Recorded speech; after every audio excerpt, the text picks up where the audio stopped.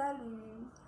Ça te dirait de savoir quelle est la pire de mes randonnées, de savoir comment se préparer pour une randonnée, de savoir comment faire la randonnée qui m'a le plus tapé de toute mon expérience de voyageuse et de trekkeuse. Alors, tu es sur la bonne page.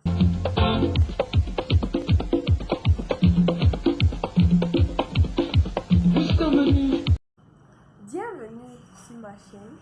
Je me présente Adazo Vanessa Lucie, experte en tourisme et en trekking au Cameroun.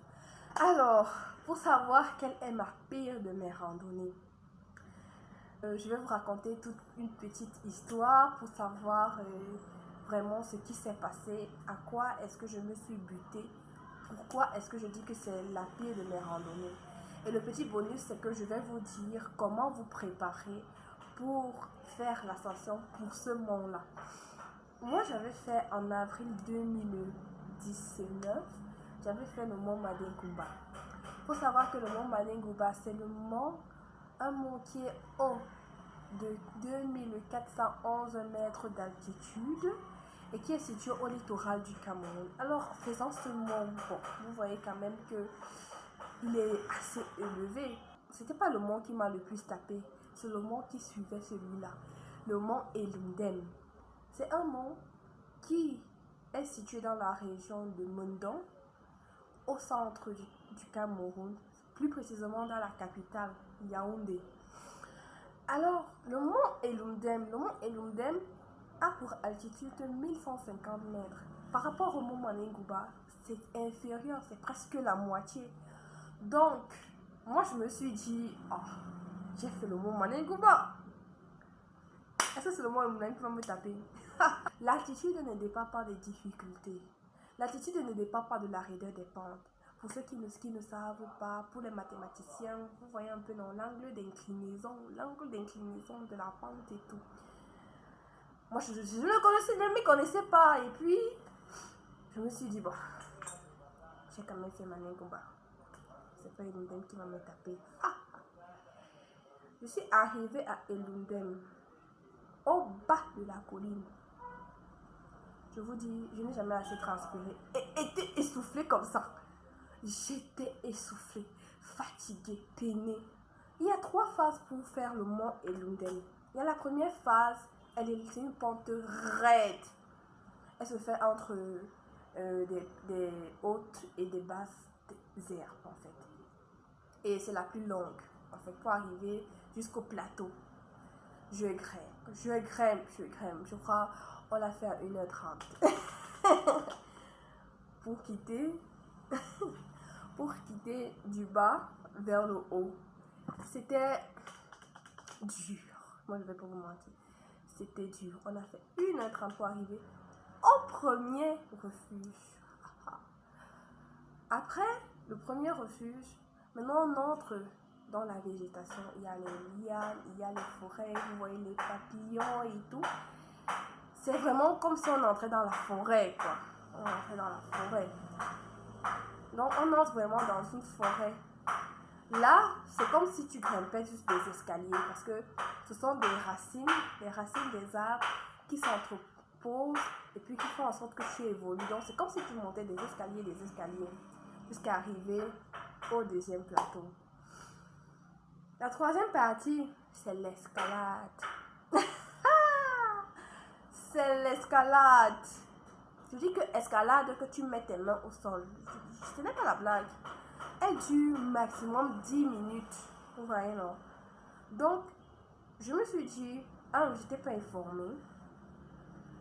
De ceux avec qui j'étais, moi je les remercie toujours de m'avoir présenté sur mon Elundem. Mais ils ne m'ont pas préparé. Vous voyez un peu. Je me suis dit que bon, eux, ils ont l'habitude. Donc, c'est difficile. Et puis la difficulté de tout un chacun n'est pas la même pour d'autres. Donc, je n'étais pas préparée.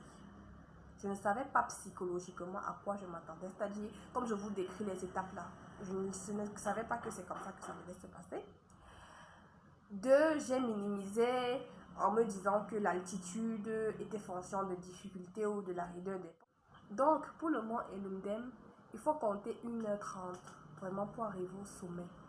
La première phase se fait en 1 heure, la deuxième phase se fait en 20 minutes et la troisième phase se fait en 10 minutes. Ça, c'est pour les débutants. Parce que je vais être honnête avec vous, ce n'est pas la difficulté là qui me passionne. C'est le fait d'être arrivé en haut et de regarder en bas, de regarder autour de moi et de me rendre compte que je l'ai fait. C'est ça qui me passionne dans les randonnées. C'est pas la difficulté. Je sais que je vais rencontrer des difficultés. Mais le goût de la réussite, ça n'a pas de prix. Donc, je vous invite toutes et tous à faire des randonnées, à vous dépasser. Comme quelqu'un m'a dit dernièrement, j'ai appris à dépasser mes limites. Je ne savais même pas que je pouvais le faire. Elle est heureuse et je suis sûre que si je lui dis demain d'aller dans un autre monde, elle va le faire. Elle va le faire. Claire et nette. Alors, voilà pour ma randonnée, la pire, mais la meilleure. C'est celle qui m'a permis d'être vraiment randonneuse, d'être vraiment sportive et tout. Donc, voilà pour la petite histoire. Avant de vous engager quelque part, il faut d'abord bien s'informer. Il faut connaître toutes les étapes avant d'y aller. Et il faut aussi savoir de quoi vous avez besoin. De l'eau, de quoi manger. De grâce. Ne prenez pas les objets en plastique. Ne prenez pas les trucs avec des emballages en plastique. Prenez peut-être un bocal à la maison, mettez toutes vos choses et allez avec. Parce que quand tu sais que c'est ton bocal que tu as acheté à 2000 francs, tu ne vas pas quand même jeter ça là. C'est quand même 2000 francs, tu n'as pas encore consommé tes 2000 francs. Tu vois un peu. Donc, voilà un peu. Évitons de jeter les ordures, surtout plastique. Le plastique, les boîtes de conserve, les canettes. Ne jetons pas ça dans les monts. Lorsqu'on fait des randonnées, ne jetons pas ça. Évitons cela. Vraiment, c'est désagréable. Pour ceux qui arrivent au-dessus, de voir qu'ils sont dans une poubelle. Ça donne l'impression d'avoir fait un effort, mais pas être récompensé. Ça donne l'impression de ne pas être récompensé après avoir fait un effort. Donc, c'est pas pour moi, c'est pas pour tout le monde que je le fais, mais c'est pour tout le monde. C'est pour toi que tu le fais. C'est pour moi que je le fais. En décidant de ne pas le jeter par terre. Ne jetons pas les ordures en route ou au-dessus des monts. D'accord, je vous fais plein de bisous.